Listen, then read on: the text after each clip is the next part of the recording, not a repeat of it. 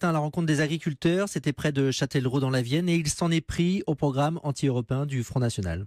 Oui, et c'est par l'exemple qu'Emmanuel Macron veut souligner, selon lui, les impasses du programme de Marine Le Pen et donc de son nouvel allié Nicolas Dupont-Aignan dans des campagnes où le Front National a souvent fait de très bons scores. Nous, les agriculteurs, on ne peut pas faire sans l'Europe. On est mort sans l'Europe, même s'il y a beaucoup de colère dans les campagnes. Je sens bien cette colère qui s'exprime par un vote de rejet qui est un peu suicidaire, parce qu'il faut bien dire ce qui est.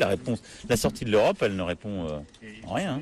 Ici, dans cette exploitation, on cultive des céréales, on les exporte ensuite dans l'Union européenne. On comprend vite la démonstration. Tout ça, d'après Emmanuel Macron, ne serait plus possible avec Marine Le Pen au pouvoir. Marine Le Pen, elle a construit son programme politique et son projet politique sur la fermeture de nos frontières et la sortie de l'Europe. Et c'est pour ça que je pense que c'est un projet qui est dangereux.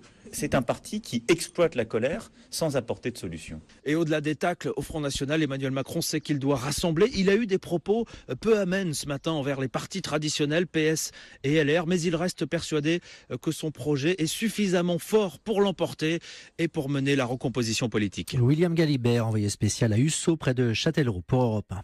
François Hollande participe à son dernier sommet européen. Les 27 se retrouvent à Bruxelles pour parler du Brexit.